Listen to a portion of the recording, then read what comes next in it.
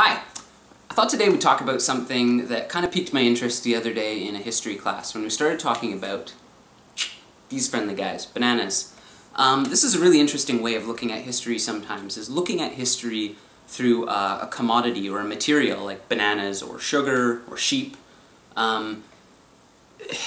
Studying sort of what was the cultural impact of these things. I mean, they were more than just sites of commerce. These things had profound effects.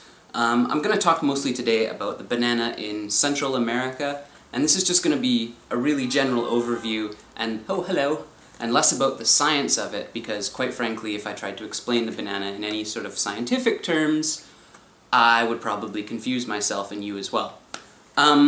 What I do know about the banana, or what the internet's told me, is that apparently it's actually a berry, and the banana tree is part of a larger root structure. So this, I forget what it's called, but some part of the plant that's not the root comes out. Oh, it's a herb. That's what it was. It's a herb. And apparently a banana is a berry. So, you know, you can tell that to people on the bus and have them run away from you. There's just this one variety, and apparently they are all exact clones from one plant that originated in Southeast Asia.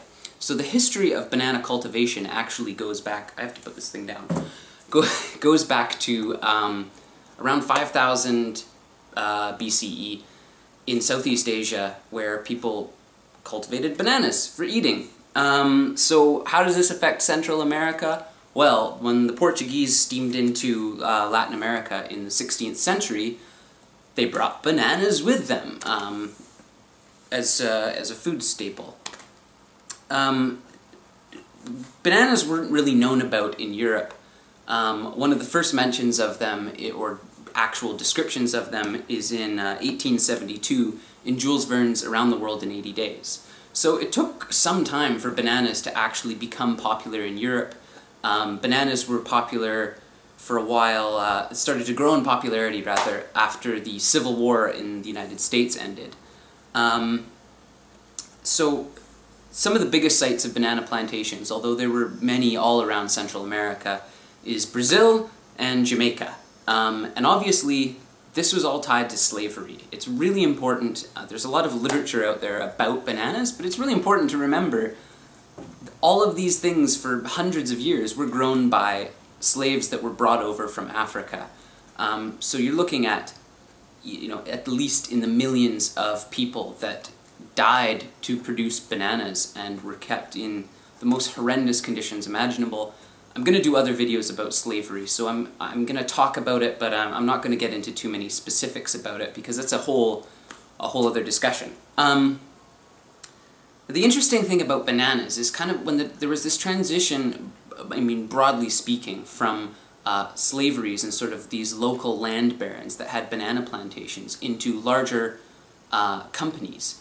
And in the 1800s, the United Fruit Company officially formed, and basically just started creating this enormous monopoly of the banana trade.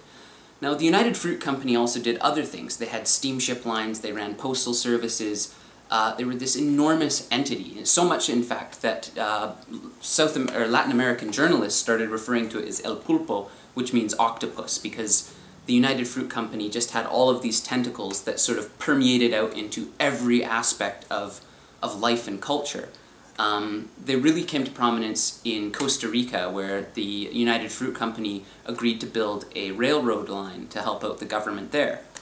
Now, the United Fruit Company is sort of a contentious issue.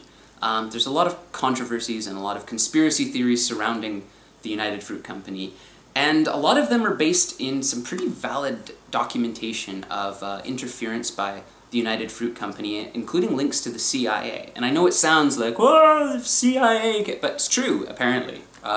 You can read all about it. I'm going to include a lot of links about this and include some more in-depth articles about this. But just keep in mind that, you know, for, I guess, like 150 years or so, or 100 years anyway, the United Fruit Company was sort of the sole provider and grower of bananas, and had a huge impact on Central American politics and government that really can't be stressed enough.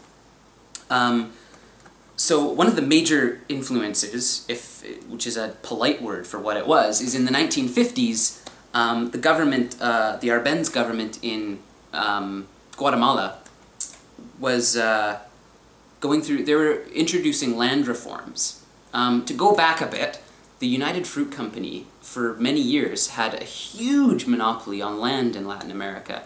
Now in Guatemala especially, what they would do to pay as low taxes as possible to the government is assess the land really low, so that they only had, you know, however many thousands of acres or hectares or whatever they used would be appraised at, you know, a ridiculously low amount so that they didn't have to pay a lot of taxes. Well, when the Arbenz government came in, they were suggesting huge land reforms that would actually take back a lot of this land and return it to public hands or to communities. Clearly the United Fruit Company wasn't really wanting to do this, because all of a sudden the government was saying, yeah, we'll give you money for the land, but we're going to give you the money that you've suggested on all of these tax reforms. So the United Fruit Company was really in a tricky position, because all of a sudden this land, which was worth huge amounts of money, they had valued so low, and that the Arbenz government was only prepared to give them so much of that, or that appraised value. So, where this gets interesting is that United Fruit Company had some pretty strong connections to the CIA, or at least a good working relationship, and got the CIA to come in and actually oust Arbenz's government. Keeping in mind here that the Arbenz government was democratically elected, but they were able to make some connections to wanting to align, the Arbenz government wanting to align with the Soviet Union. So of course 1950s, we're in the middle of the Cold War, and there's all kinds of, everybody's freaking out about communism, and by everybody I mean America. Oh, okay, the 12th of November, 1928. This is an event known as the Banana Massacre. So what happened is, it was just off the coast of Colombia, and the army came in and killed, I mean, the number's contested, but around 500, possibly quite a few more, striking workers that worked for the United Fruit Company. Now, all throughout history, there's been a huge amount of controversy around the United Fruit Company and its practices and how it treated laborers. Obviously, these huge companies, they wanted to pay as little as possible, and the working conditions weren't very good. So, basically, there's a bunch of controversy surrounding how much influence the United Fruit Company had in getting the military involved with these striking workers and, you know, and the subsequent massacre. And there are quite a few transcripts available. Now, of course, this was all an attack on sort of these leftist governments and communists, both real and perceived communists. So the United Fruit Company, eventually under the antitrust laws in the United States, was forced to break up and reconsolidate business term things, and now became the Chiquita brand, which still exists today, and if you go into the supermarket, many bananas you'll see are under the Chiquita brand. Now, so that I don't get sued, I'm going to talk about, there's been a lot of studies about banana plantations in general.